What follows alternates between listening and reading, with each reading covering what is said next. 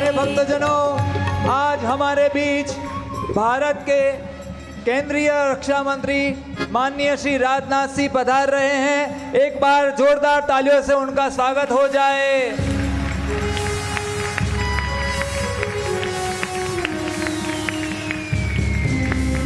एक बार ध्वज लहरा करके माननीय रक्षा मंत्री जी का हम सब स्वागत अभिवादन करेंगे।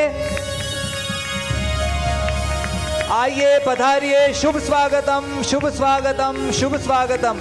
मैं मंत्री जी से निवेदन करूंगा, वे व्यासपीठ के पास आकर हमारे गुरु जी परम पूज्य सदगुरु श्री ज्ञान जीवन दास जी स्वामी का माला अर्पण कर आशीर्वाद ग्रहण करेंगे। बोलिए सहजानंद स्वामी महाराज की जय।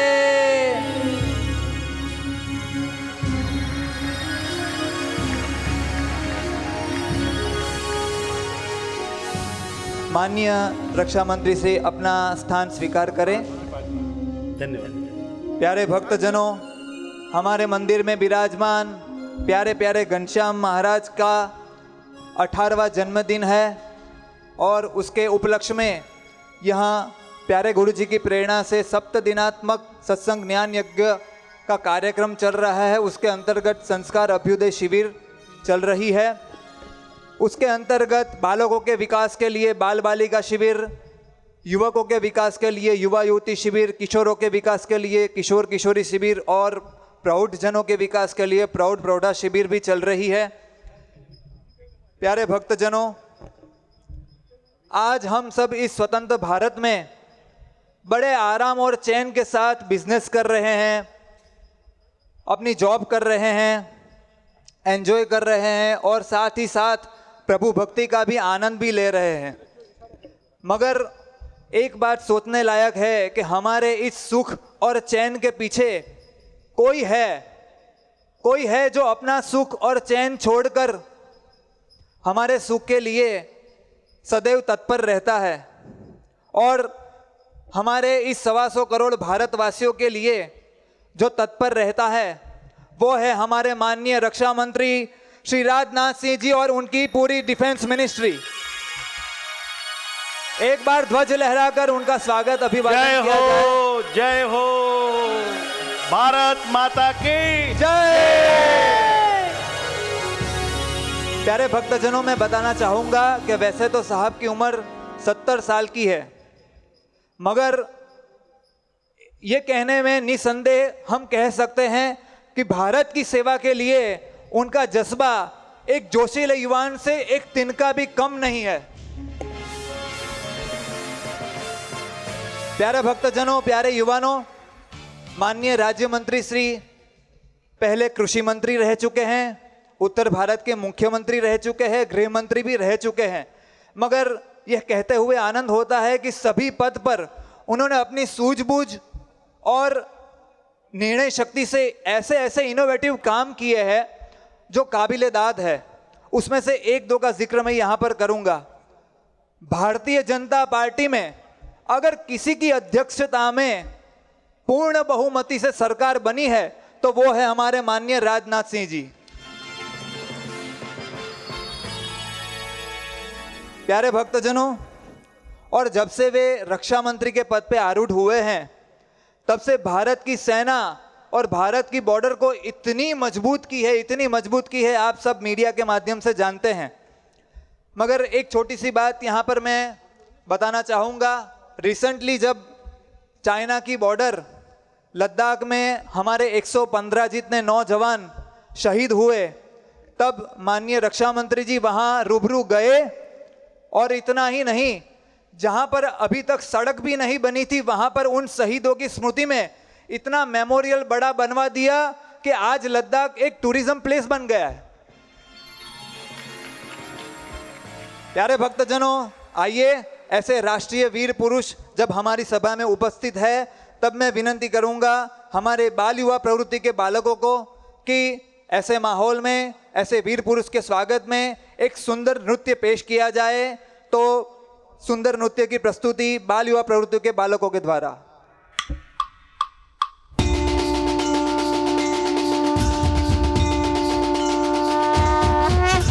जय जय हो, जय जय हो, जय जय हो।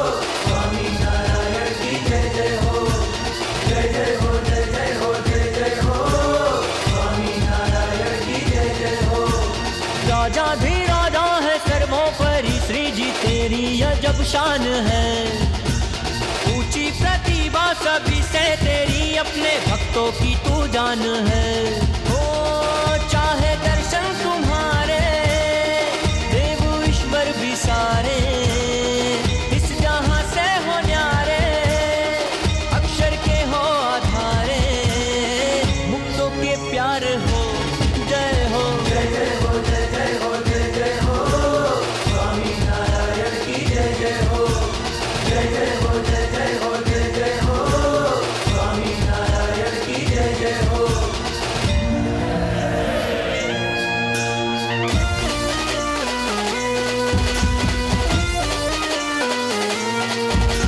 सबके कारण स्वामी नारायण अवतारी, अदम उदारक धर्म के तारक मोह निवारक अवतारी, देवानां यो देव ईश्वराणां तथैश्वरः, कालस्यापि काल कारणानां कारणं, प्राकृतिं सच्चिदानन्दं परब्रह्म सनातनं, स्वामी नारायणं वन्दे वेद वेदान्तमधितं, सर्वप्रकाशक सर्वनियामक सबके शासक सर्वोपरि, सुख के कारक दुख निवारक शांति कारक सर्वोपरि, महान है श्री जी तू ही महान है, जान से मिल जाए इसका वो तो भाग्यवान है। जय जय हो जय जय हो हरि स्वागत जय जय हो जय जय हो जय जय हो हरि स्वागत जय जय हो जय जय हो जय हो हरि की जय हो जय जय हो जय हो हरि की जय हो।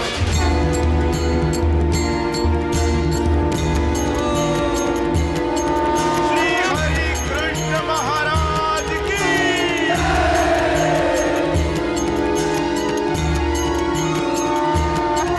श्री पुरुषोत्तम परमानंदम सहजानंदम पूजाम्यहम्, श्री हरि कृष्णं भक्ति तनयं सर्वात्मनं पूजाम्यहम्, श्री नीलकंठं हृदयं रुचिरं नयनं मृदुलं पूजाम्यहम्, ललितं वदनं मनोहराधरं हसितं मधुरं पूजाम्यहम्, घनश्यामनाथ सुखकारी अहो धन्य पधारे मुरारी, आज महाआनंद धारी।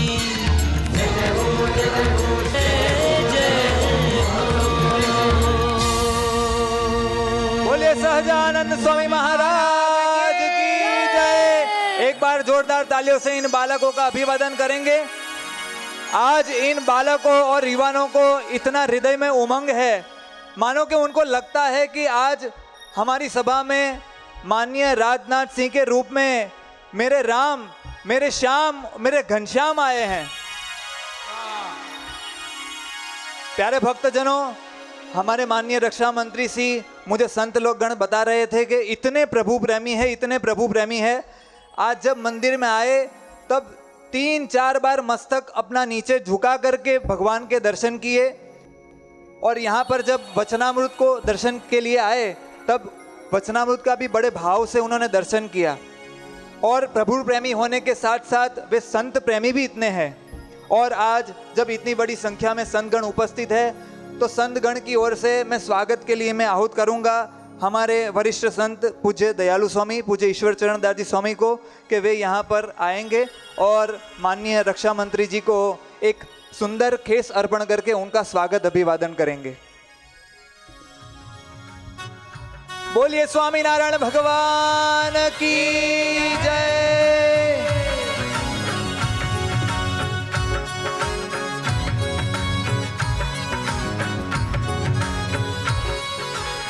प्यारे भक्तजनों, आज जब हम 125 करोड़ भारतवासियों की रक्षा का जिम्मा जब माननीय रक्षा मंत्री जी ने अपने सिर पर लिया है, और माननीय प्रधानमंत्री नरेंद्र मोदी जी, माननीय गृह मंत्री अमित शाह जी और माननीय रक्षा मंत्री जी राजनाथ सिंह जी तीनों मिलकर जब भारत को एक नई दिशा देने जा रहे हैं, तब मैं उनको विनती करूंगा कि वे हमारे गुरुजी के पास आएंगे और गुरुजी उनकी रक्षा के लिए उनके हस्त कमल में एक रक्षा सूत्र का बंधन करेंगे और उनको माला पहनाकर उनका अभिवादन करेंगे। बोलिए सहजानंद स्वामी महाराज की जय।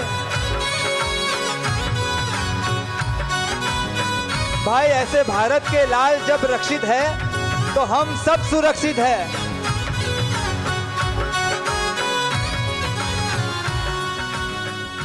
आगे मैं आमंत्रित करना चाहूंगा हमारे बड़ौदा जिला के प्रभारी श्री पराक्रम सिंह जाडेजा और हमारे इस समग्र ज्ञान यज्ञ के यजमान मुकेश भाई ठक्कर, वे दोनों महानुभाव यहाँ पधारेंगे और एक विशिष्ट हार से माननीय रक्षा मंत्री जी का स्वागत अभिवादन करेंगे।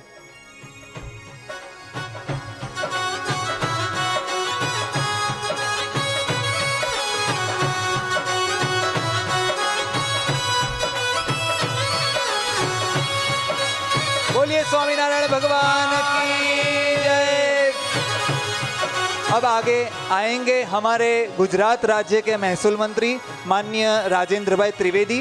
वे आकर के एक सुंदर गुलदस्ते से माननीय रक्षा मंत्री जी का सत्कार करेंगे। आइए माननीय राजेंद्र भाई त्रिवेदी जी।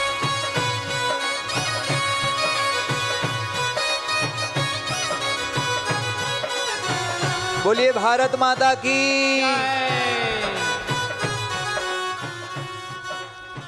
प्यारे भक्तजनों, स्वागत पूजन के बाद इतनी विशाल संख्या में जब हमारे यहाँ संतगण उपस्थित है, हजारों की तादाद में जब यहाँ पर युवा वर्ग उपस्थित है, तब आइए मैं विनती करूँगा पूज्य ईश्वर चरण दास जी स्वामी के चरणों में वे आकर इस प्रसंग के अनुरूप अपना उद्बोधन व्यक्त करेंगे। पूज्य दयालु स्वामी। बोलो स्वामीनारायण भगवान की, रामचंद्र भगवान की, कृष्ण कन्हैया लाल की जय। हम सब जानते हैं यहाँ बड़ौदा कारेलीबाग विस्तार में विराजमान स्वामीनारायण मंदिर में स्थित घनश्याम महाराज का 18वां जन्मदिन मीन्स पाटोत्सव प्रतिष्ठा दिन प्रसंग पर यह सब माहौल चल रहा है। हजारों युवा युवतियों को, बाल बालिकाओं को, किशोर किशोरियों को हमारे प्यारे गुरुजी ने यहाँ बुलाए हैं और इस पावन प्रसंग पर आज यहाँ विराजमान भगवान स्वामीनारायण इस पूरे माहौल के सर्जक और हम सभी को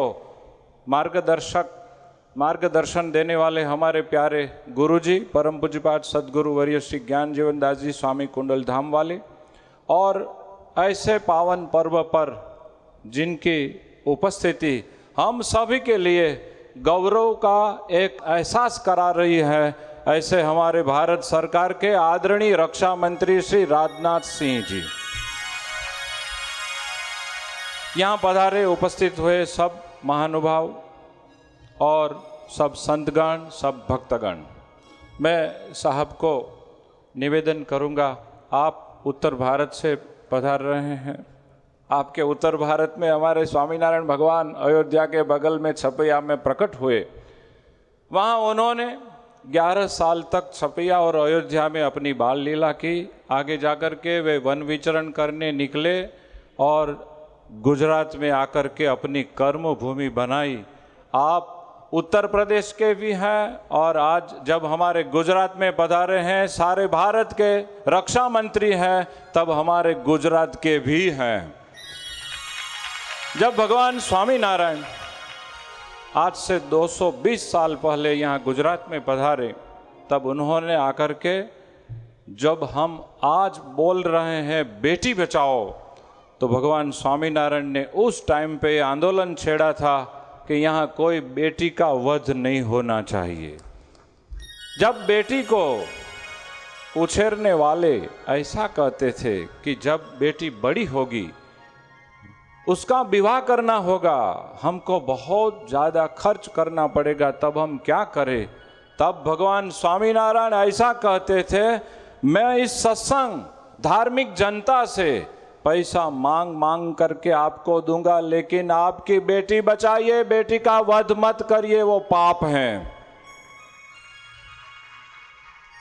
ऐसे भगवान स्वामीनारायण ने बहुत काम किए। जब उस टाइम पे सती प्रथा चल रही थी, उन्होंने समझा करके उसमें सुधार करने का बहुत बड़ा आंदोलन छेड़ा। वैसे ही निर्व्यसनी समाज खड़ा करने के लिए प्रामाणिक समाज बनाने के लिए उन्होंने बहुत प्रयास किया और उसी परंपरा में भगवान स्वामीनारायण ने संतों की स्थापना की और वही संत परंपरा में आज हमारे गुरुजी परम पूज्यपाद सद्गुरु ज्ञान जीवन दास जी स्वामी जो व्यासपीठ पर आरूढ़ हैं, हम सभी के हजारों और लाखों के मार्गदर्शक पथ प्रदर्शक हैं। उनकी निगरानी में हम सब भगवान का भजन करते हुए देश में हजारों और लाखों प्रामाणिक नागरिक का सर्जन हो, इस दिशा में काम कर रहे हैं और वही लक्ष्य से उपलक्ष्य से ये माहौल चल रहा है। तब मैं हमारे माननीय रक्षा मंत्री श्री की एक बात याद करूंगा। उनकी हिस्ट्री जब हम टटोलने जाते हैं तब ऐसा सुनना पढ़ना मिलता है कि वे जब उत्तर भारत के माननीय मुख्यमंत्री श्री के पद पर आरूढ़ थे, बहुत बड़े निर्णय ले रहे थे, तब कभी कभार ऐसा भी हुआ कि उन्होंने निर्णय लिया कि परीक्षा में चोरी नहीं होनी चाहिए, कहीं अप्रामाणिकता अनिता नहीं होनी चाहिए। और उस टाइम पे कब कभार ऐसा हुआ कि उनको उसका सामना करना हुआ। मैं आज संत के रूप में बोलूँगा, उन्होंने हार कबूल की, सत्ता गंवाना कबूल की, लेकिन अप्रामाणिकता कबूल नहीं की।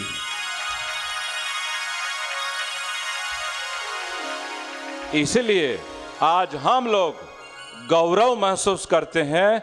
भारत को आज सीना तान के बोलना चाहिए, हमारे प्राइम मिनिस्टर नरेंद्र मोदी जी और रक्षा मंत्री राजनाथ सिंह जी जब तक इस भारत में सक्षम है, तब तक हम हमारी धर्म की रक्षा के लिए सदैव सक्षम बने रहेंगे। बहुत आनंद हुआ, साहब पधारे। लाखों युवा युवतियों जब यहाँ संस्कार का अभ्युदय प्राप्त कर रहे हैं, भारत के उत्तम नागरिकता प्राप्त कर रहे हैं, और वो भी एक संत के श्रीमुख से, भारत का सपूत कैसा होना चाहिए, वो इस देश में पैदा हुआ है तो किस तरह से जीवन जीना चाहिए, वो बात जब स्वामीनारायण भगवान के संत के श्रीमुख से हम प्राप्त करते हैं, तब आज भारत माँ और पूरे भारतीय वर्ग बहुत खुशहाली का एहसास करेंगे। ऐसे माहौल में रक्षा मंत्री श्री राजनाथ सिंह जी पधारे, मैं उनका बहुत बहुत स्वागत करता हूं, अभिवादन करता हूं, और उनकी उपस्थिति के कारण मैं मेरी गुरुजी और सभी संत गण की ओर से खुशी भी अभिव्यक्त करता हूं। जय स्वामीनारायण। खूब खूब धन्यवाद पूज्य दयालु स्वामी जी का। प्यारे भक्तों, उद्बोधन का दौर आगे बढ़ाते हुए मैं विनंती करूंगा, श्री स्वामीनारायण संप्रदाय की राजधानी वड़ताल धाम से यहाँ पर उसके संस्था के चेयरमैन देव प्रकाश दास जी स्वामी यहाँ पर मौजूद है, और कोठारी स्वामी डॉक्टर संत वल्लभ दास जी भी यहाँ पर मौजूद है। तो उनमें से डॉक्टर संत वल्लभ दास जी स्वामी को मैं आहूत करूँगा कि वे यहाँ पर आएंगे और प्रसंग के अनुरूप अपनी हृदय की उर्मियाँ यहाँ पर व्यक्त करेंगे। डॉक्टर संत वल्लभ दास जी स्वामी, वड़ताल संस्थान। वर्णिवेश रमणीय दर्शनम मंदहासरुचिराननाम्बुजं पूजितं सुरनरोत्तमेर्मुदा श्रीधर्मनंदनमहं विचिन्तये। आराध्य इष्टदेव श्री हरिकृष्ण महाराज, જેમનો 18મો પાટોત્સવ ઉજવાઈ રહ્યો છે, એવા નિજ મંદિરમાં બિરાજતા વાલાવાલા ઘનશ્યામ મહારાજ, જેમના માધ્યમે સ્વામિનારાયણ સંપ્રદાય અને સનાતન સંસ્કૃતિ ગૌરવ લે એવું બાળ યુવાનું ઘડતર થઈ રહ્યું છે, ભગવાનની કથાનું રસપાન કરાવી રહ્યા છે, એવા स्वामीनारायण संप्रदायना वरिष्ठ विद्वान प्रभु प्रेमी संत पूज्यपाद सद्गुरु श्री ज्ञान जीवन दास जी स्वामी, और इस देश की रक्षा के लिए समग्र विश्व में चीना तान के खड़े रहने का गौरव हमको जिन्होंने प्रदान किया है, ऐसे हमारे रक्षा मंत्री माननीय श्री राजनाथ सिंह जी, हमारे गुजरात के महसूल मंत्री राजेंद्र त्रिवेदी जी, बड़ौदा के प्रथम नागरिक केयूर भाई, पूर्व प्रथम नागरिक भरत भाई, योगेश भाई, यजमान गण एवं सारे युवागण, सबको मेरी ओर से हृदय से जय श्री स्वामीनारायण, जय श्री स्वामीनारायण। मैं आज ये युवा सभा को एक प्रश्न पूछना चाहता हूँ, आप जवाब देंगे? हमारी सुरक्षा, हमारा जीवन हमारे देश के वीर सपूत सैनिकों की बदौलत है। हम लोग चाहे तो एक एक जवान का, वीर योद्धाओं का सम्मान करने का मौका प्राप्त कर सकते हैं, सब जगह पे बॉर्डर पे जा सकते हैं। आज पूज्यपाद ज्ञान जीवनदास जी स्वामी ने हमको मौका दिया है कि सबका प्रतिनिधित्व लेकर के हमारे बीच माननीय रक्षा मंत्री जी उपस्थित हुए हैं। तालियों के नाद से हम उनका सम्मान करेंगे। ये राजनाथ सिंह जी का नहीं, सारे सैनिक गण का स्वागत है। स्वामीनारायण भगवान ने अपने जीवन काल में एक बात हमको सिखाई है। सर्वप्रथम यदि हम लोग आत्मनिर्भर नहीं बन सकते हैं, सदगुरु गोपालानंद स्वामी ने कहा था सबसे पहले अपने आत्मा का कल्याण करना चाहिए। आत्मरक्षा हुई तो सर्व जन की रक्षा होगी। आज हमारे देश में आत्मनिर्भर भारत का जो कंसेप्ट आगे बढ़ रहा है, उसके लिए सिर्फ बॉर्डर पर बैठने वाला देश की रक्षा नहीं करता है, देश का एक एक नागरिक अपना जीवन ऐसा बनाएगा कि सैनिक को गर्व होगा कि मैं इस देश के ऐसे नागरिकों की रक्षा के लिए हिमालय के बीच में खड़ा हूँ और 45-50 डिग्री तापमान में रेत में खड़े रह करके जो सैनिक इस देश की रक्षा करते हैं, उन सारे सैनिकों को हमारे देशवासियों से उतना प्यार मिलना चाहिए, उतना गौरव मिलना चाहिए कि वो जहाँ भी बैठे हैं, जो भी काम करते हैं, उसके हृदय में एक भाव है, हम देशवासियों की रक्षा करते हैं। कैसे देशवासियों की? जो देशवासी अपने देश के नेता के, अपने देश के जनता के और अपनी मातृभूमि के लिए सब कुछ करने के लिए, मरने के लिए, मिटने के लिए तैयार है, ऐसे देश के नागरिक तैयार करने का काम भगवान स्वामीनारायण के संत आज इस शिविर के माध्यम से कर रहे हैं।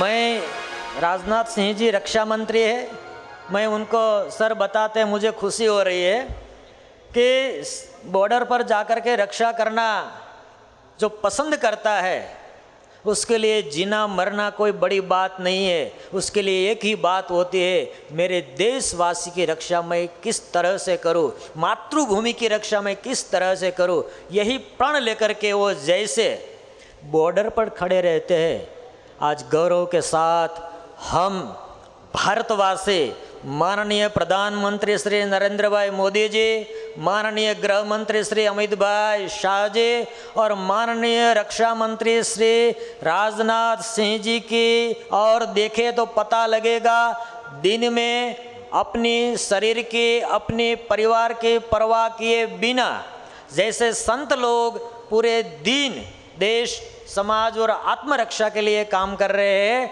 इसी प्रकार त्याग भावना के साथ देश की मातृभूमि की सेवा करने वाली सरकार आज भारत देश ने पाई है। वो भारत देश के लिए गौरव का क्षण है। जिस उम्र में अपने परिवार के साथ बैठ कर के शांतिमय जीवन जीना चाहिए, उस उम्र में आज हमारे देश के नेतृत्व में जो बैठे हैं वो लोग देशवासियों की और मातृभूमि की ऐसी सेवा कर रहे हैं कि आज हम लोग इतने प्रेम और आनंदमय माहौल में बैठते हैं। उनका सारा जिम्मा, सारी उनकी क्रेडिट वो यहाँ बैठे राजनाथ सिंह जी जैसे देश के नेताओं के नाम पे होनी चाहिए। और मुझे एक बात बता करके ये खुशी हो रही है कि इस भगवान स्वामीनारायण ने मातृभूमि के लिए और देशवासी के लिए ये बात कही है। सर अभी अभी कोरोना गया, हमको खुशी है समग्र गुजरात में सबसे पहले कोरोना की कोविड केयर हॉस्पिटल के लिए पूरा अपना यात्रिक भवन प्रदान किया था। उसमें सबसे पहले स्वामीनारायण संप्रदाय था, सारंगपुर मंदिर था। जब गुजरात में ऑक्सीजन की किल्लत आई उस वक्त पूरे गुजरात में सबसे पहले हम लोग जहाँ बैठे हैं, जो 18 साल का महोत्सव मना रहे हैं, यहाँ सबसे पहले Covid care centre with oxygen शुरू करने का काम पूज्यपाद स्वामी ज्ञान जीवन दास जी स्वामी ने किया था। पूरा का पूरा संप्रदाय जिस वक्त देश पे आपत्ति आती है उस वक्त सेंटर और स्टेट की सरकार के साथ रहता है। आइए, समय बहुत कम है, बात सबसे बड़ी ये है कि हम लोग ये सब काम धर्म का कार्य, समाज का कार्य, युवा घड़तर का कार्य, नारी प्रशिक्षण का कार्य, नारी सुरक्षा का कार्य इसलिए कर रहे हैं कि हमारे सर पे ऐसा शासन है, ऐसा नेतृत्व है, ऐसी सरकार है जो देश और दुनिया के किसी भी कोने में जाते हैं तो हमको गौरव महसूस होता है। हम आउट ऑफ इंडिया जब जाते हैं और कोई पूछता है कहाँ से, तो हम लोग बोलते हैं भारत से। बाद में पूछते हैं कहाँ से, हम लोग कहते हैं गुजरात से। जब गुजरात बोलते हैं तो आउट ऑफ कंट्री रहने वाला लोग वो बोलते हैं नरेंद्र मोदी जी के यहाँ से। ऐसी सरकार चुनी गई है और मैं स्पेशली उसके लिए श्रेय किसी को देना चाहिए तो मैं वो श्रेय माननीय श्री राजनाथ सिंह जी को दूंगा। इसीलिए क्योंकि पीएम कैंडिडेट डिक्लेयर नरेंद्र भाई मोदी जी को किया उस वक्त पार्टी के प्रमुख माननीय श्री राजनाथ जी थे। उन्होंने ऐसा एक निर्णय किया जिसकी बदौलत आज देश को ऐसा नेतृत्व मिला है। स्वामीनारायण संप्रदाय की समग्र संस्थाओं की ओर से पुनः राजनाथ जी का ध्वज फहरा करके स्वागत करेंगे। जय स्वामीनारायण। बहुत बहुत धन्यवाद पूज्य संत वल्लभ दास जी स्वामी का। प्यारे भक्तों, संत वल्लभ स्वामी जी ने बताया कि कोविड के दौरान पूज्य गुरु जी की प्रेरणा से बहुत सारी सेवाएं हुई है और भी जब जब समय आया तब गुरु जी ने धन की ओर नहीं देखा, केवल समाज और जन कल्याण की ओर देखा है। और ऐसे ही श्री स्वामीनारायण मंदिर कारेलीबाग और श्री स्वामीनारायण मंदिर कुंडल धाम की ओर से जितनी भी सामाजिक, शैक्षणिक, आध्यात्मिक और जन कल्याण की प्रवृत्तियाँ हो रही है उसकी माहिती और उसका परिचय मैं एक छोटी सी वीडियो क्लिप के ज़रिए मैं मंत्री जी को दिखाना चाहूँगा। तो प्रस्तुत हो जाए वीडियो क्लिप। कुंडल धाम श्री स्वामीनारायण भगवान का परम प्रासादिक महातीर्थ, पुण्य सलील उतावली नदी का पावन तट, श्री रामेश्वर महिमा मंडित 200 साल पुराने श्री कुंडलेश्वर महादेव जी की स्थापन भूमि, श्री ज्ञान जीवन दास जी स्वामी के 100 त्यागी संतों का पवित्र आश्रम, 200 गीर गायों का पावन आवास, 15,000 उपरांत वृक्षों का संवर्धन स्थल, जैविक खेती एवं अनुपम औषध वाटिका से समृद्ध स्वास्थ्यालय। यह है पवित्र कुंडल धाम।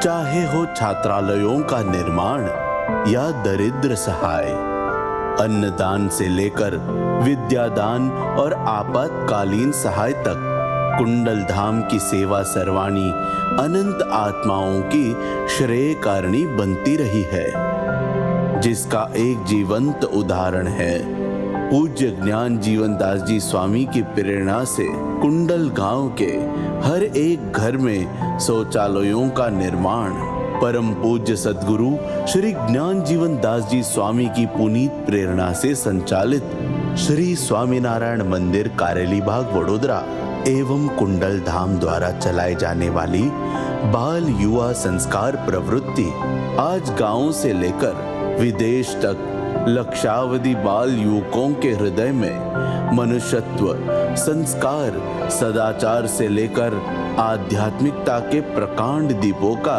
प्रज्वलन कार्य अविरत कर रही है। बाल बालिका शिविर, युवा युवती शिविर, महिला शिविर एवं आत्मीय सभाओं जैसे विभिन्न वार्षिक आयोजन भारत देश के अनमोल युवा धन को सुचारू प्रेरणा एवं परिपोषण से समृद्ध करने में सफल है। वर्चुअल संपोषण सभाओं से लेकर 3D एनिमेशन, लाइव कथा आदि प्रकल्प हमें जाकी कराते हैं।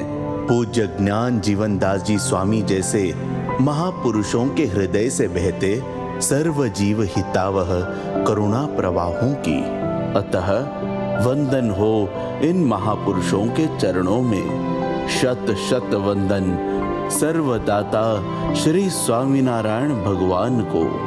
जय श्री स्वामीनारायण। बहुत अच्छा, हमने संस्था का सेवा की परिचय पाया। अब एक ऐसा कार्यक्रम प्रस्तुत हो रहा है जिसमें गिनीज वर्ल्ड रिकॉर्ड का यहाँ लोकार्पण होगा। बहुत समय हो गया, गुरुजी को ये वर्ल्ड रिकॉर्ड गिनीज बुक ने प्रदान कर दिया। हम लोग बार बार याद ही देते थे, गुरुजी इसका लोकार्पण किया जाए, लोकार्पण किया जाए। गुरुजी उसको पोस्टपोन करते रहे। जब ये माहौल हुआ तब गुरुजी ने याद किए हमारे माननीय रक्षा मंत्री श्री राजनाथ सिंह जी को। हमारे मंडल के एक छोटे संत पूज्य अखंडवृत्ति स्वामी को आज्ञा की, अखंडवृत्ति दास तुम प्रयास करो, यदि सर यहाँ पधारें तो हम उनका स्वागत करके आशीर्वाद दे करके उसके सहभागिता में इस वर्ल्ड रिकॉर्ड को लोकार्पण करेंगे। क्यों, आप जानते हो, ये वर्ल्ड रिकॉर्ड तो है संपूर्ण आध्यात्मिक धार्मिक, लेकिन उसका लोकार्पण समारोह में हमारे भारत सरकार के रक्षा मंत्री श्री को जोड़ देने का आशय क्या है। मैं एक छोटा सा नमूना पेश करूंगा। गुरुजी की आज्ञा से हमारे मंडल के संत अखंडवृत्ति स्वामी भारत भर में जो जो महान व्यक्तित्व हैं, जो देश के लिए समाज की उन्नति के लिए बिना स्वार्थ काम करते हैं, उनके साथ कनेक्शन बनाते हैं और गुरुजी का आशीर्वाद वहाँ तक पहुँचाते हैं। वो अखंडवृत्ति स्वामी जब जब साहब को फ़ोन करते हैं, वे इतने बड़े व्यस्त हैं, तुरंत फ़ोन नहीं उठा पाते, लेकिन जब उनको पता लगेगा कि अखंडवृत्ति स्वामी जी कुंडल धाम वाले का फ़ोन आया था, मैं ले नहीं पाया, जब फ्री हो साहब स्वयं सामने से स्वामी जी को फ़ोन करते। ये बात हम लोगों के लिए गौरव की बात है। भारत सरकार के इतने बड़े पद पर आरूढ़ एक राजकीय महापुरुष एक संत को फोन करने के लिए स्वयं समय निकालते हैं, बात करते हैं, पूछते हैं क्या काम था स्वामी जी। आज इसीलिए मैं गिनीज वर्ल्ड रिकॉर्ड बुक का जब लोकार्पण समारोह अब प्रस्तुत हो रहा है, उसमें माननीय रक्षा मंत्री श्री को याद करने का ये वजह बता रहा हूँ। बात ऐसी है, भगवान स्वामीनारायण जब भी पृथ्वी पर थे, उन्होंने 49 वर्ष तक इस पृथ्वी पर अपना जीवन रखा और उस टाइम पे उन्होंने बहुत बेजोड़ काम किए।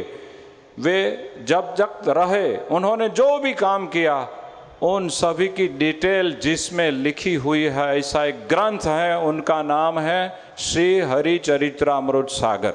भगवान स्वामीनारायण के दीक्षित संत आधारानंद स्वामी ने ये ग्रंथ बनाया है।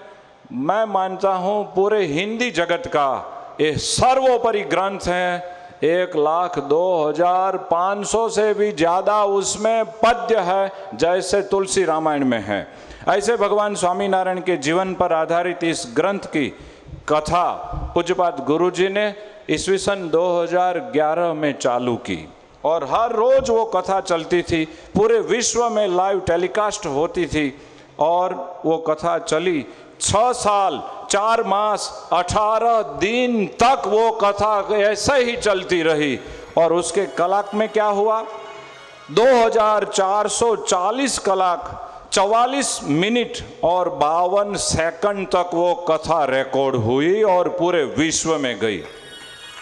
जब ये बात Guinness book of world record को पता चला और उन्होंने इसके बारे में जब जांच की, उनको ये बहुत अच्छा लगी और वो बात के लिए उन्होंने भगवान स्वामीनारायण के संत, उस कथा के करने वाले वक्ता हमारे गुरुजी परम पूज्यपाद सदगुरु श्री ज्ञान जीवन दास जी स्वामी के नाम पर एक वर्ल्ड रिकॉर्ड दर्ज किया और उनका नाम दिया है लार्जेस्ट ऑडियो बुक श्री हरिचरित्रामृत सागर का ये अवार्ड। और आज वो अवार्ड हमारे परम पूज्यपाद गुरुजी और हमारे रक्षा मंत्री श्री के कर कमलों के द्वारा लोकार्पण होगा। तो मैं गुरुजी और रक्षा मंत्री श्री को प्रार्थना करूंगा, ये गिनीज वर्ल्ड रिकॉर्ड आज पूरे विश्व में लोकार्पित हो, ऐसी वे हम पर कृपा करे।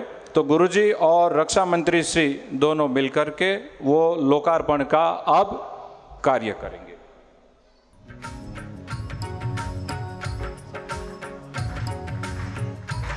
बोलो स्वामीनारायण भगवान की। बहुत अच्छा साहब ने वो शेल गुरुजी के श्रीकंठ में अर्पण किए और ये सर्टिफिकेट गुरुजी को दे रहे हैं। हम राष्ट्र ध्वज लहरा करके हमारे भारत के इस गौरव का अभिवादन करेंगे। अब फिर मैं गुरुजी को विनती करूंगा, गुरुजी अपने हाथ से ये अयोध्या में बनने वाला जो भगवान राम का मंदिर की ये प्रतिकृति है वो आप रक्षा मंत्री श्री के कर कमलों में अर्पण करेंगे। संतों वहाँ ले जाएंगे। ये भगवान राम के मंदिर का ये फ्लोट रक्षा मंत्री श्री को अर्पण होगा। बोलो भगवान रामचंद्र परमात्मा की। बहुत अच्छा हुआ, बहुत अच्छा। एक भगवान स्वामीनारायण का स्वरूप अश्वारूढ़, वो स्वरूप गुरुजी साहब को अर्पण करेंगे।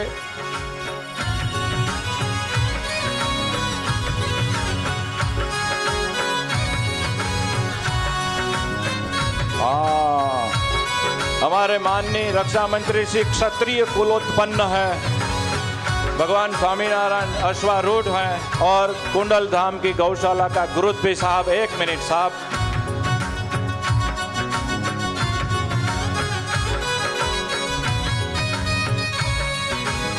अब मैं गुरुजी को विनती करूंगा, गुरुजी रक्षा मंत्री श्री और बहुत महानुभाव यहाँ उपस्थित हैं, जो यहाँ उपस्थित हैं मैं उनका नामोल्लेख कर रहा हूँ। हमारे गुजरात सरकार के महसूल मंत्री श्री राजेंद्र भाई त्रिवेदी, भार्गव भाई भट्ट महामंत्री श्री भाजप, मनीषाबेन वकील राज्य कक्षा के मंत्री गुजरात सरकार, योगेश भाई पटेल धारासभ्य श्री, जीतूभाई सुखड़िया धारासभ्य श्री, केयूर भाई रोकड़िया मेयर श्री और विजय भाई शाह भाजपा प्रमुख श्री, NV पटेल माजी चेयरमैन वुड़ा, ये सब यहाँ उपस्थित हैं। तब गुरुजी हम सभी को आशीर्वाद प्रदान करने की कृपा करे। प्यारे गुरुजी।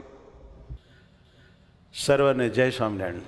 આજે કાલીબાગ સ્વામિનારાયણ મંદિરમાં બિરાજમાન ઘનશ્યામ મહારાજના 18મા પાટોત્સવ પ્રસંગે ચાલી રહેલો આ સપ્તદિનાત્મક જ્ઞાનયજ્ઞ અને આ સરસ મજાની યુવા યુવતી અભ્યુદય શિબિર અને એમાં આપણા ભાવ અને ખૂબ પ્રેમથી આપણા ભારતના રક્ષામંત્રી શ્રી રાજનાથ સિંહજી પધાર્યા, સાથે आ बधा महापुरुषों पधारे। इन सभी हमारे देश के अच्छे अच्छे अपनी सब शक्ति और पूरी आयुष हम सभी की रक्षा के लिए, उन्नति के लिए समर्पित कर रहे हैं। इसके लिए मैं बहुत खुश हूँ। हमारे रक्षा मंत्री राजनाथ सिंह जी आज सभी सैनिकों का कमान संभाल रहे हैं और ये सब हमारे योद्धाओं देश की बॉर्डर ऊपर रहकर सारे देश की रक्षा कर रहे हैं। इसलिए हम सब भक्ति भजन कर सकते हैं, मंदिरों की रक्षा कर सकते हैं, हमारी पूजा परंपरा और हमारी संस्कृति की रक्षा कर रहे हैं। बहुत बड़ी जिम्मेदारी रक्षा मंत्री श्री राजनाथ जी ने संभाली है। मैं परमात्मा के चरणों में प्रार्थना करता हूँ और आप सभी संतगण और सभी भक्तगण भगवान से मांगेंगे कि हमारे राजनाथ सिंह जी का आयुष्य लंबा करे प्रभु, स्वास्थ्य बहुत अच्छा रखे और उनके हाथों से, उनकी सोच से सब हमारा देश का बहुत बहुत कल्याण हो, हमारा देश बहुत आगे बढ़े, इतनी भगवान से मैं प्रार्थना करता हूँ। सबको जय स्वामीनारायण। जय स्वामीनारायण। हम एक बार धन्य बने गुरु जी के आशीर्वाद पा करके। तो अब मैं जिनकी इंतजारी में हम सब हैं, यहाँ केवल इतने ही बैठे हैं, इतना नहीं, इसके पीछे इतना ही एक बड़ा हॉल है, वहाँ भी बहुत भक्त लोग बैठे हैं और पूरे दुनिया में ये लाइव टेलीकास्ट सब लोग सुन रहे हैं, देख रहे हैं। उन सभी के लिए मैं विनती करूंगा, हमारे भारत सरकार के रक्षा मंत्री श्री राजनाथ सिंह जी को अपनी हार्दिक भावनाएं, उर्मियाँ अभिव्यक्त करने के लिए पधारेंगे, अपना उद्बोधन करने के लिए पधारेंगे और हम राष्ट्र ध्वज लहरा करके उनका अभिवादन करेंगे।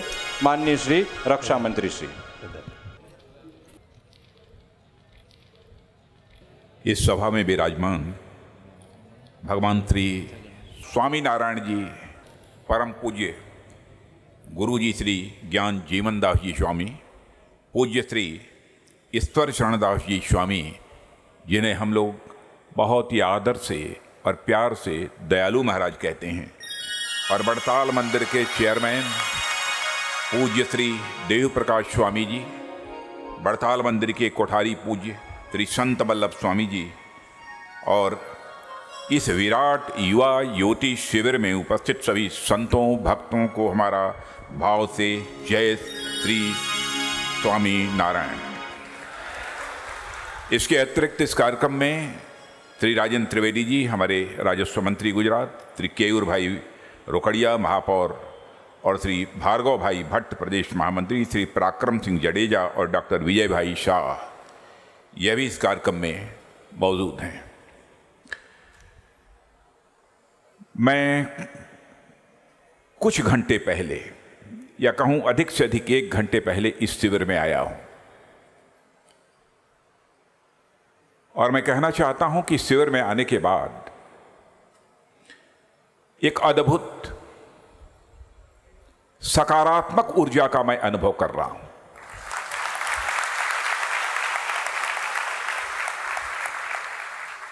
मैं यही सोच रहा हूं कि पिछले 3 दिनों से आप सब लोग यहां पर उपस्थित हैं, आप सब अपने को कितना ऊर्जावान महसूस करते होंगे। इस स्थान पर आने के बाद मुझे लगा कि मैंने काफी देर कर दी।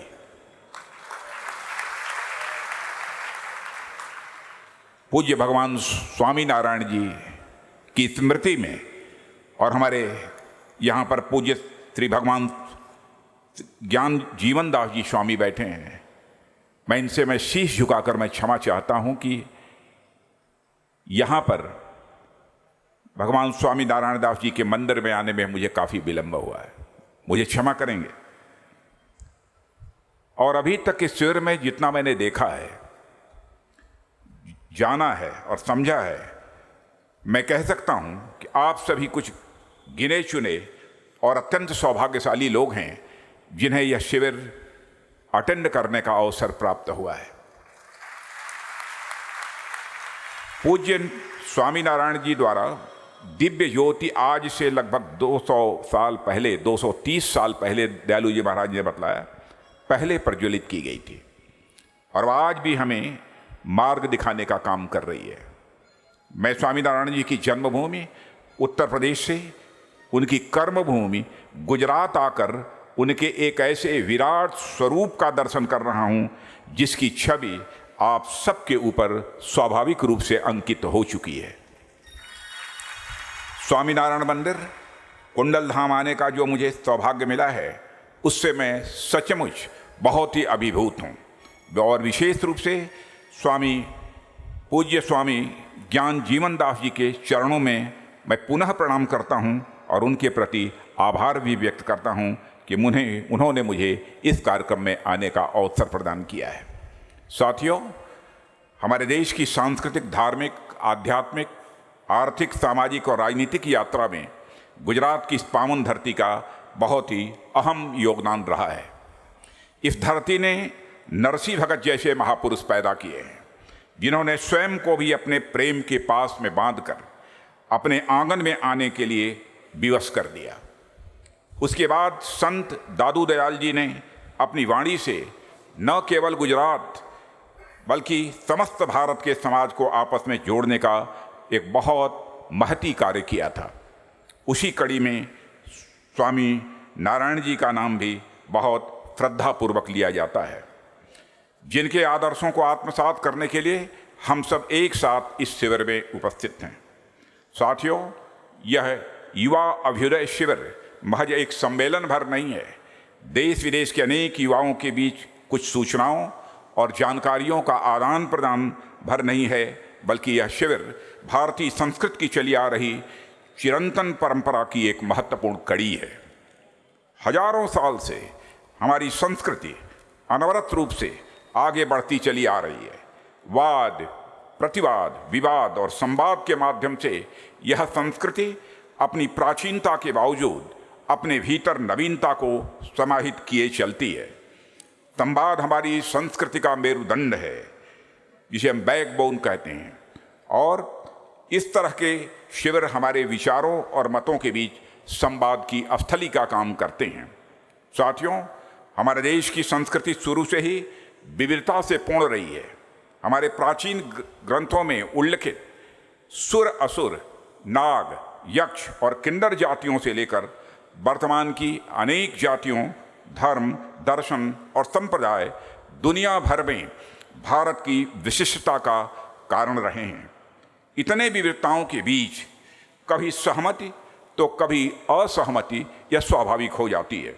इस तरह की असहमतियों को दूर करने या थोड़ी साहित्यिक भाषा में उसे कहें तो विरुद्धों के बीच सामंजस्य स्थापित करने के लिए समय समय पर हमारे समाज में महान विभूतियाँ अवतरित होती रही हैं। इन्होंने अपने ज्ञान और दर्शन से न केवल समाज के तात्कालिक रूप से जोड़ने का काम किया, बल्कि सामाजिक समरसता के भविष्य का भी इन्होंने मार्ग प्रशस्त किया है। श्री स्वामीनारायण जी महाराज भी, मैं समझता हूँ, इस तरह की विविधताओं में संतुलन स्थापित करने वाले एक शिखर पुरुष थे।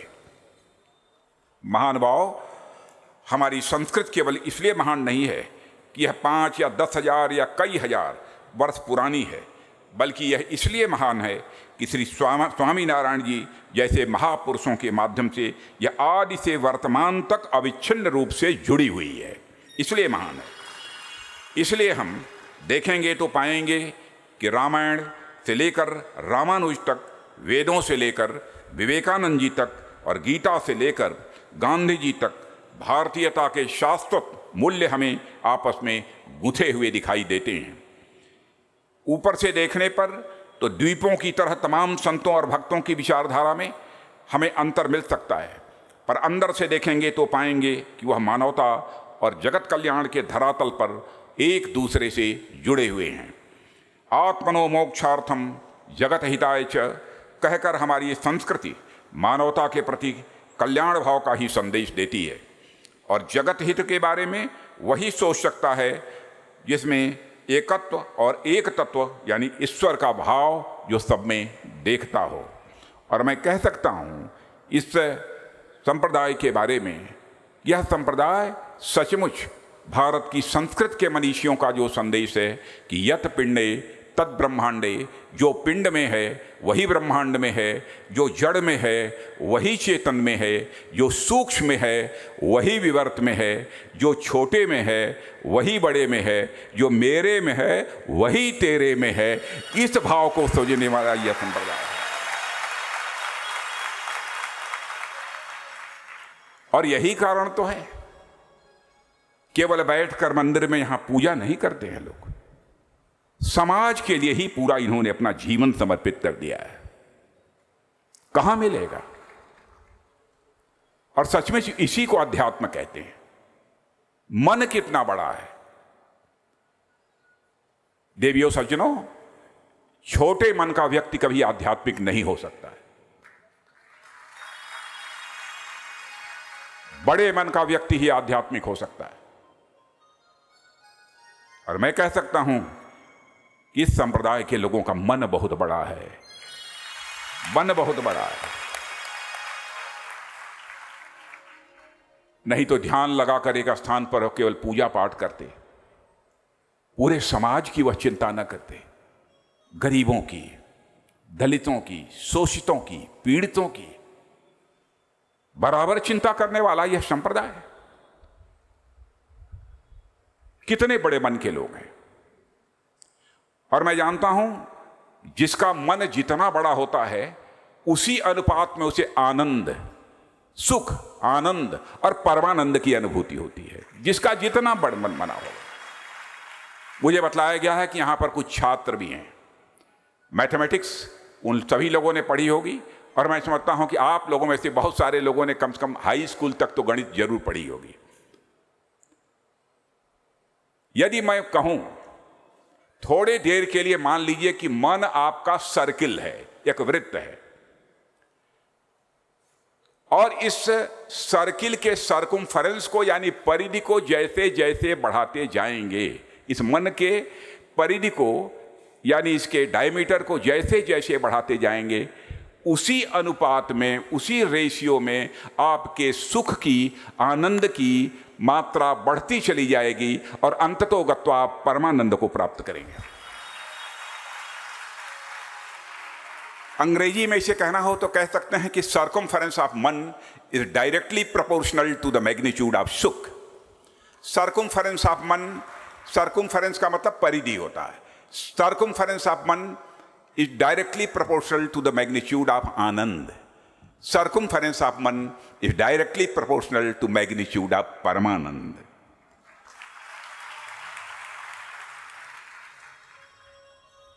ऐसा कौन सा तत्व है जो आत्म को सर्वत्र व्याप्त करता है और सबके कल्याण के बारे में सोचने के लिए प्रेरित करता है? इसी का उत्तर स्वामी नारायण जी ने अपने अनमोल ग्रंथ शिक्षा पत्री के माध्यम से जन जन तक प्रसारित करने का भगीरथ प्रयास किया था। इस लघु ग्रंथ में सत्य, अहिंसा, सर्वधर्म संभाव, महिला सशक्तिकरण, शिक्षा और चरित्र के जो उपदेश दिए गए हैं वे तब भी उतने ही प्रासंगिक थे जितने कि वह आज प्रासंगिक है। बल्कि मैं कहूं कि उनकी प्रासंगिकता बढ़ती जा रही है तो यह कहना भी गलत नहीं होगा। चरित्र की बात बहुत बड़ी बात, व्यक्तित्व का निर्माण, कॉम्प्रिहेंसिव डेवलपमेंट ऑफ पर्सनालिटी, व्यक्तित्व का समग्र विकास यदि हो सकता है तो चरित्रवान व्यक्ति का ही हो सकता है। एक बार स्वामी विवेकानंद जी, जो हमारे ग्लोबल यूथ आइकन माने जाते हैं, वो एक धर्म संसद में भाग लेने के लिए गए।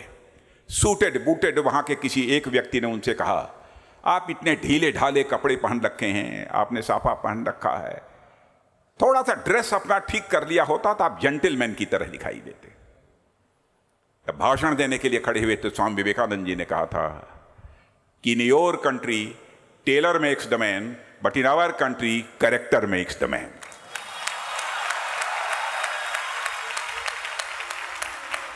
और मैं देख रहा हूं कि यहां भी उसी पर आग्रह है।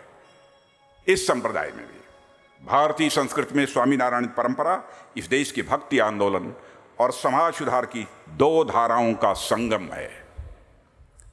और यह परंपरा भारतीय चिंतन और राष्ट्रीय चेतना की अभिव्यक्ति भी है। स्वामीनारायण परंपरा ने भारत की आध्यात्मिकता और राष्ट्रीयता की धारा को तो मजबूत किया है, मगर उसे आधुनिकता से भी जोड़ने का काम किया है।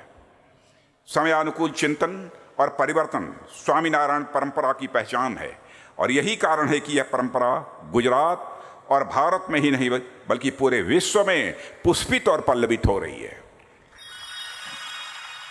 देवियों सज्जनों, श्री स्वामीनारायण जी ने ज्ञान को किसी भी व्यक्ति या समाज के लिए सबसे महत्वपूर्ण माना है। ज्ञान ही तत्व है जो जीव को उसके ब्रह्म होने का अनुभव कराता है। मटेरियलिस्टिक आइडियोलॉजी में यद्यपि नॉलेज इज पावर कहकर ज्ञान को पावर या शक्ति का साधन माना गया है, पर हमारे यहाँ ज्ञान को मुक्ति का मार्ग माना गया है। हमारे यहाँ कई योगों की चर्चा की गई है, कर्म योग, ज्ञान योग, भक्ति योग। किसी योग के माध्यम से परमानंद की प्राप्ति की जा सकती है, परमानंद की प्राप्ति की जा सकती है। लेकिन इन तीन के अतिरिक्त भी हमारे संतों और ऋषियों ने कहा है कि ज्ञान युक्त ये भक्ति समन्वित ज्ञान युक्त निष्काम कर्म योग, यानी तीनों योगों को मिलाकर भक्ति समन्वित ज्ञान युक्त निष्काम कर्म योग के माध्यम से भी परमानंद की प्राप्ति की जा सकती है। और अगर हम समाज के प्रत्येक मनुष्य में ज्ञान का संचार हो गया तो उससे बेहतर अवस्था कुछ भी नहीं हो सकती है, क्योंकि उस समय सभी एक दूसरे के प्रति भेदभाव ऊंच नीच भुलाकर एक दूसरे में घुल मिल जाएंगे, और यही किसी भी समाज और राष्ट्र का मैं मानता हूं कि चरम उत्कर्ष होगा। इसीलिए गीता में श्री कृष्ण कहते हैं कि न ही ज्ञानेन सदृशम पवित्र में विद्यते, यानी ज्ञान के समान पवित्र और कुछ भी नहीं है। स्वामीनारायण जी ने तो ज्ञान को प्रसारित करने का अभियान शुरू किया था, जिसे हमें निरंतर आगे ले जाना है, और आज यह स्वामीनारायण संप्रदाय निरंतर उसे आगे ले जाने का काम कर रहा है। मुझे बताया गया है साथियों, शिक्षा पत्री के बारे में देश के प्रथम गृह मंत्री सरदार वल्लभ भाई पटेल ने बहुत ही महत्वपूर्ण बात कही थी। उन्होंने कहा था कि देश के लोग यदि शिक्षा पत्र के निर्देशों का पालन करें तो इस देश में पुलिस स्टेशन और अदालतों की कोई जरूरत नहीं रह जाएगी। और बढ़िया, आज के माहौल और शिक्षा पत्री में निहित ज्ञान को देखते हुए यह कोई मुझे बड़ी बात नहीं लगती है। यहाँ आकर जो मैं अनुभव कर रहा हूँ, यदि हम स्वामीनारायण जी द्वारा दिए गए ज्ञान को अपने जीवन में उतारने में पूरी तरह से सफल रहे तो मैं कह सकता हूँ कि निश्चित ही हम एक सम, शांत और संतुलित समाज और राष्ट्र का निर्माण कर पाने में पूरी तरह से सफल होंगे। देवियों सज्जनों, समाज की सेवा का भाव स्वामीनारायण परंपरा में कितना मजबूत है, इसका आकलन करने के लिए मैं एक घटना की चर्चा यहाँ करना चाहूँगा, जो मैंने देश के यशस्वी प्रधानमंत्री श्री नरेंद्र मोदी जी के मुँह से सुनी थी। यह घटना तब की है जब वे गुजरात में काम कर रहे थे। एक प्राकृतिक आपदा के कारण बड़ी संख्या में लोगों को फूड पैकेट्स उपलब्ध कराने थे। जब मोदी जी की बात पूजनीय स्वामी जी से हुई तो उन्होंने फूड पैकेट्स की संख्या नहीं पूछी, सिर्फ इतना पूछा कि आपको फूड पैकेट्स कितने बजे चाहिए। कितना चाहिए यह नहीं पूछा, कितने बजे चाहिए। यह है समाज की सेवा करने में स्वामीनारायण जी परंपरा की उदारता और तत्परता। देश को ऐसे व्यक्तियों की आज जरूरत है जो सबसे पहले देश, फिर समाज और फिर अपने बारे में सोचे। इस तरह के शिविर में देश और समाज के प्रति जो संस्कार दिया जा रहा है, मैं उसके लिए कुंडल धाम की मुक्त कंठ से सराहना करता हूँ और हृदय से मुक्त कंठ से सराहना करता हूँ और हृदय से मैं श्रद्धा की अभिव्यक्ति भी करता हूँ। साथियों, जैसे बिना मजबूत नींव के कोई इमारत बुलंद नहीं हो सकती है, बिना जड़ के कोई वृक्ष विशाल नहीं हो सकता है, उसी तरह बिना अपनी संस्कृति परंपराओं और अपने स्वर्णिम अतीत को समझे और उसका मान किए कोई सभ्यता भी महान नहीं बन सकती है।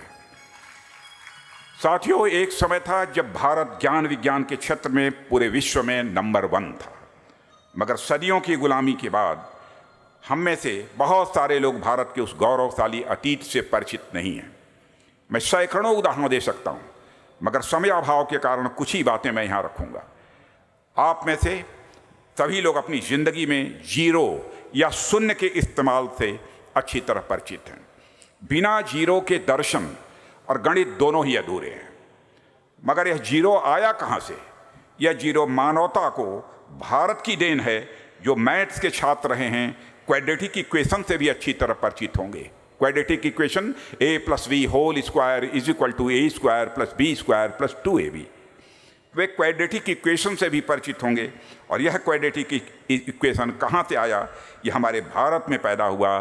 स्वामी श्रीधराचार्य जी की यह खोज थी, यह दुनिया के दूसरे देशों की खोज नहीं है। आज पूरी दुनिया में यह साबित हो चुका है। जिस पाइथागोरस प्रमेय की, पाइथागोरस थ्योरम की हम चर्चा करते हैं, यह पाइथागोरस थ्योरम बोधायन ने, हमारे महर्षि बोधायन ने पाइथागोरस से 300 साल पहले ही से खोज लिया था। यह है भारत।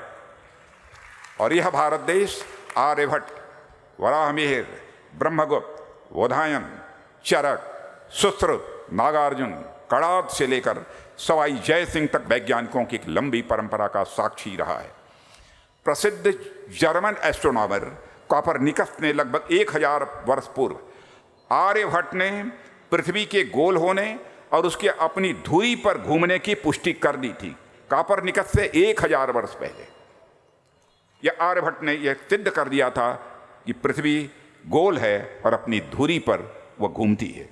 मेरे युवा साथियों, भारत एक समय में विश्वगुरु था और इसकी स्वर्णिम गाथा इतिहास के पन्नों में अंकित है।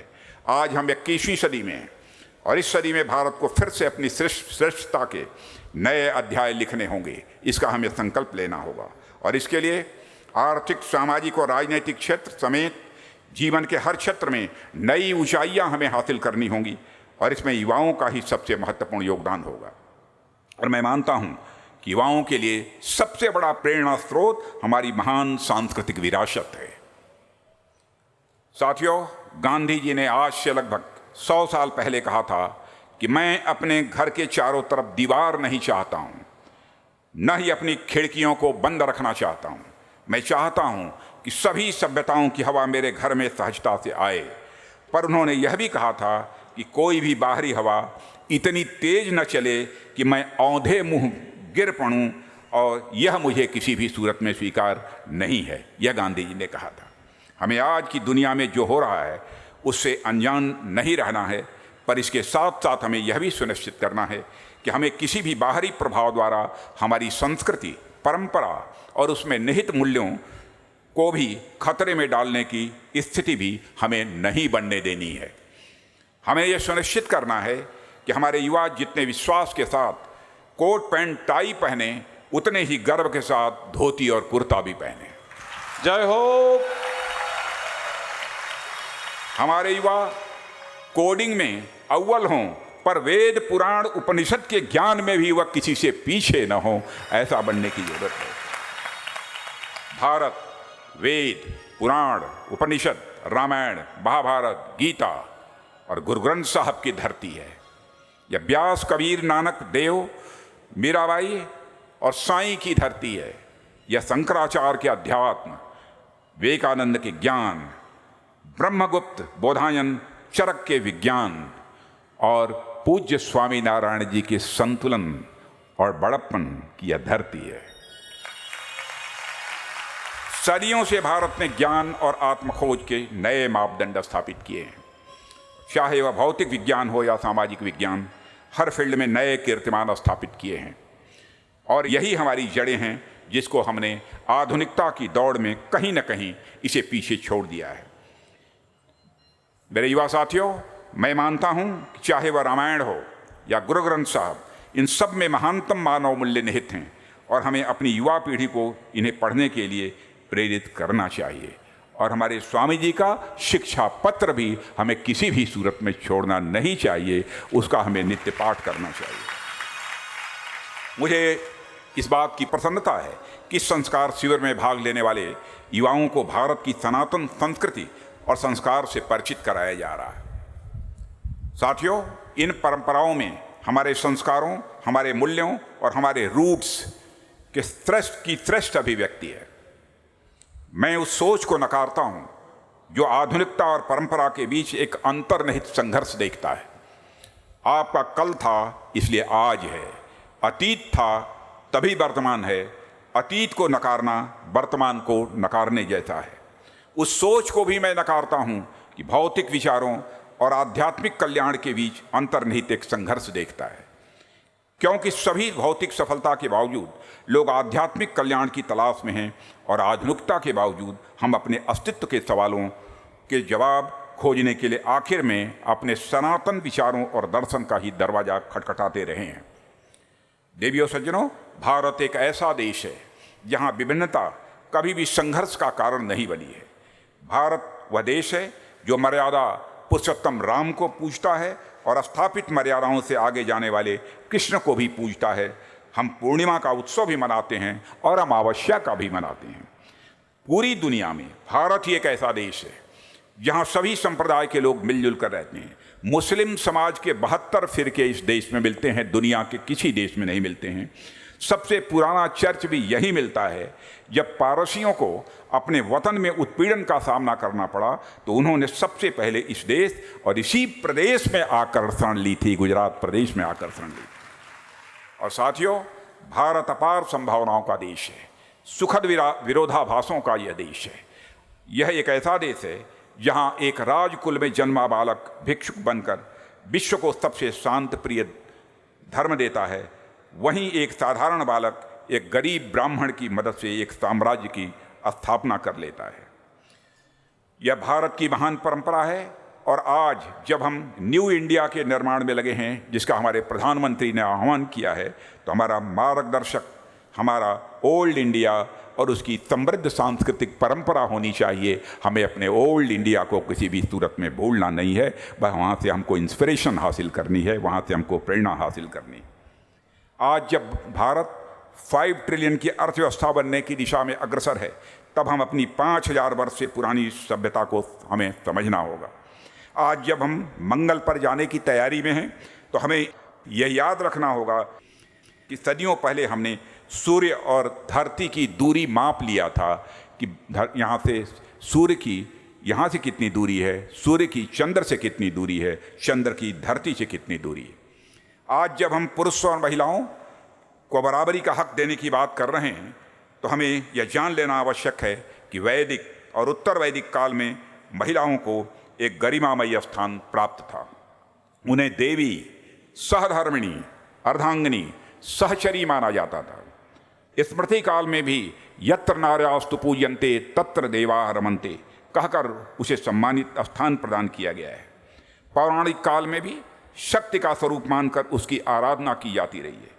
वैदिक काल में लड़कियों और लड़कों दोनों का ही उपनयन संस्कार होता था। वैदिक काल में महिलाओं को भी शास्त्रों पर शास्त्रार्थ करने का अधिकार मिला हुआ था। गार्गी, अपाला जैसी विदुषियों ने इसी महान भारतीय परंपरा से निकली हुई हैं और इस परंपरा का उन्होंने पालन किया है। भारत आज विश्व नेतृत्व के लिए तैयार हो रहा है। Economy, science and technology, innovation आदि क्षेत्रों में नई ऊंचाइयां छूने की दिशा में भारत तेजी से आगे बढ़ रहा है। तो उसे याद रखना होगा, इन सब का आधार हमारे बीते हुए कल में है। और साथियों, आने वाला समय भारत का समय है, यह मानकर चलिए। और इस गुजरात ने हमें एक ऐसा सशक्त नेतृत्व दिया है कि सारे हर हिंदुस्तान के नागरिक का एक विश्वास बढ़ा है कि आने वाला समय भारत का समय है। तो नरेंद्र मोदी जी के रूप में जब यूरोप का अभ्युदय हुआ था, तो उसकी ज़मीन, वहाँ हुए पुनर्जागरण, जिसे अंग्रेजी में रेनेसांस कहते हैं, ने तैयार की थी। भारत की आज़ादी की ज़मीन भी स्वामी नारायण, स्वामी विवेकानंद, स्वामी दयानंद सरस्वती जैसे विचारकों ने सांस्कृतिक पुनर्जागरण के माध्यम से की थी। साथियों, आज इस शिविर में आने के बाद मुझे अब तक जो भी अनुभव हुआ और आप लोगों के माध्यम से इस शिविर, इस संस्था और हमारे राष्ट्र का जो भविष्य मेरे सामने उभर कर आ रहा है, मैं उस पर संक्षिप्त में अपनी बात रखना चाहूँगा। आज दुनिया जिस तरीके से बदल रही है, इससे आप सभी लोग अच्छी तरह अवगत हैं। तमाम वैज्ञानिक विकासों के साथ साथ और एक ओर मानव जीवन सुगम बन रहा है, तो दूसरी ओर दुनिया किस गर्त में जा रही है, इस बात से भी आप सभी अच्छी तरह अवगत हैं।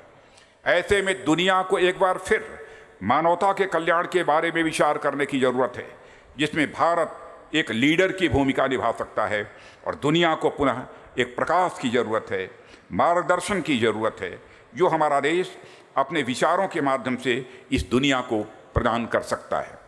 वर्तमान में दुनिया में बढ़ती विसंगतियों से निजात पाने का जो सर्वसुलभ और कारगर तरीका मुझे लगता है, निस्संदेह वह अध्यात्म है। अध्यात्म का अर्थ होता है आत्मज्ञान, अध्यात्म का अर्थ होता है आत्मचिंतन, आत्ममनन एवं विश्लेषण, और अध्यात्म का अर्थ होता है परमात्मा से मिलन का प्रयास। जब मैं आत्मज्ञान की बात कर रहा हूँ, तो इसका अर्थ है स्वयं को भली भांति जानना। हम अपने आप को जितना अधिक जान सकेंगे, हम अपने शरीर को और मन को उतना ही बेहतर अनुशासित और नियंत्रित कर सकेंगे। अध्यात्म अपने मन की ऐसी शक्तियों पर नियंत्रण पाने का एक बहुत ही महत्वपूर्ण और अद्भुत मार्ग है। और इसी तरह जब मैं आप लोगों के सामने परमात्मा से मिलन के प्रयास की बात कर रहा हूँ, तो मैं स्पष्ट करना चाहूँगा परमात्मा से मेरा तात्पर्य क्या है। दुनिया भर के हर एक धर्म और संप्रदायों ने परमात्मा को अपनी अपनी दृष्टि से देखा है और परिभाषित किया है। किसी ने उसे सगुण के रूप में देखा है, किसी ने उसे निर्गुण के रूप में देखा है, किसी ने गुरु के रूप में तो किसी ने अलौकिक तत्व के रूप में देखा है। पर इन सब के बावजूद एक समान गुण है जो आपको हर एक पंथ में मिलेगा, वह है इस धरती पर मनुष्य मात्र में परमात्मा की उपस्थिति। सनातन धर्म यह मानता है कि ईश्वर किसी न किसी रूप में इस धरती पर उपस्थित प्रत्येक जीव जंतु के भीतर उपस्थित है।